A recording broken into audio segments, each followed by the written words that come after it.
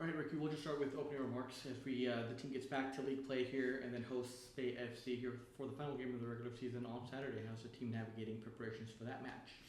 Yeah, we're super excited to get going. Obviously, we had a weekend off because of the international break, but the team's been working incredibly hard, and we're super excited to finish off the season at home in front of our fans. You know, it's been a season full of challenges, but for us, the focus has always been finishing strong in front of our fans and putting in a performance that they can be proud of. Thank you for that, Ricky. Dustin, go ahead. Hey Ricky, how are you? Dustin, how we doing? Good. You mentioned the international break, but you guys had a number of players traveling around. What's the availability looking like for you guys this weekend? Well, we still got one more training session to go. So the most important thing is we evaluate that training session. People have come in at different points this week. So for us, it's about making sure we get a complete picture of where we stand in terms of fitness and availability. So tomorrow will be our last training session, and then tomorrow we'll make decisions on what that looks like in terms of availability. And you mentioned an odd season for you guys a little bit, but last home game of the season, what are you just a message you have for the fans from this season? Well, listen, you know, one thing I would say is this team's been resilient. You know, there has been barriers, there has been challenges, but they've worked incredibly hard throughout, and they've been resilient, they've worked for each other, and they've always played for the badge. No matter the result, they've always played for the badge. And that's one thing we speak about. We speak about turning up, giving energy, not taking energy. And this group does that in an abundance. So for us, the most important thing is turning up at the weekend and putting in a performance that we can make them proud. I'll hand it over to Theo. Thanks, Ricky.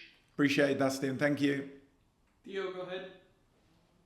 Hey Ricky, apologies I missed the first second of Dustin's question. Did you give an update on Jane? I gave all the updates. You missed everything, Theo. Okay, what was the Jane update? No. I said we got one more training session left. You know, we've had players come in at different points throughout this week based on their international games. So for us, we'll have one more game left to evaluate the international players returning to market. You know, and if anyone knows Jane Campbell, she's going to be pushing to the last minute to make sure she's available for this game. So for us, we're just making sure that we take the right steps for everyone. But no decisions have been made yet on availabilities. We got one more session left, and we're going to look at tomorrow and see what tomorrow looks like, and then make our choices. On Monday, Tatiana was awarded the 23rd place in the Ballon d'Or Feminine. And I was wondering if you had any reflections on that, first Ballon d'Or placement for the club, and maybe just what it's been like to work with her, kind of anecdotes from being able to coach her. Well, listen, you know, I think I've said it previously. She's an incredible. She has incredible potential. You know, she has all the tools, and at the moment, she's still finding her feet. But physically, she's incredibly difficult to play against. She's learning the language. You know, there's moments where the language can sometimes be a barrier for her, but she's learning the language and communicating with the staff and the players. But she's also very Brazilian in her approach. You know, there's times when we play small-sided games on match day -1, and Tarsi wants to go and play as a forward, and she wants to beat 2-3 players and slip the ball in the bottom corner. Not very centre-backish of her. So for us, you know, it's exciting to have someone of her calibre being a Houston Dash t-shirt, but at the same time, we also know that she's still young, and there's parts of her game that she needs to develop and grow, but we're incredibly proud of her achievement, and also her achievement in the summer, you know, in the Olympics. So we're incredibly proud of her and pleased that she's a Houston Dash player.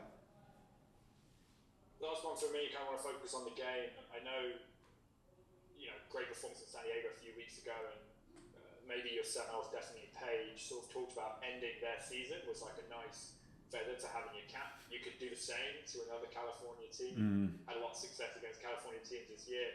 Also, the 3-2 win at Bay was probably one of my favourite games of the season, because I remember when Diana scored, she was sort of Yeah. And it was their first home game ever as a club. And, Yeah. amazing game of football by both teams, to be fair. But Diana kind of getting that goal and the way she celebrated was special and something I love to see in the NWSL. So, kind of on the game, what is the mood around playing Bay when it needs to play Bay, and how does it feel to maybe end another team's season if you get that win? Personally, I don't look at it like that. I think what we have to do is we have to give Albertine a lot of credit to what he's done at the Bay. You know, the start of the season was challenging at times for them, and as the season's gone on, they've settled in to become a team that's very comfortable in possession of the ball. They've got players that can punish you if you make mistakes, and now even towards the back end of the season, they got a little bit of a steel about them that's incredibly difficult to play against. So all that credit goes to Albertine and what he's managed to do with the Bay. For us, it's always been the same. I sound a little bit old in my reply here, but we just try and focus one game at a time and make sure that this weekend that we put on a performance that our fans can be proud of, our ownership can be proud of, and that we finish the season strong. It's had its challenges, but we've also shown our resilience in the way that we've approached those challenges. And one of the things you know from this team is that every time they step on the field, they're going to give 100%, nothing else. And that's what we expect at the weekend. That's what we expect to see in the last game of the season. And we're just super excited to play against the Bay. It doesn't matter whether they're from California or New York. Any team that you play in this league is going to be incredibly difficult. And we expect nothing else from the Bay on Saturday. So we're excited. We're looking forward to it. And we're going to go out there and make sure we finish the season on a high. And actually, sort of one more quick question, which is: have you been watching, or the players, the staff, been watching the off season with Paige and Michelle? You know, to be completely transparent, no. And I say that in the nicest possible way because we've had so much work to do recently in terms of planning for the end of the season, exit meetings, staff meetings, planning for the new year. And in the meantime of planning and not being an interim head soccer coach, I try and become a husband. So I haven't really had the chance to sit down and watch TV shows that much, to be honest. But they seem like they enjoyed themselves. They talk about it in and around the building, and there's a little bit of chat. But I personally haven't had a chance to watch it yet. No worries, mate. Good luck preparing for the final game. I'll see you on Saturday. Appreciate it. Thank you.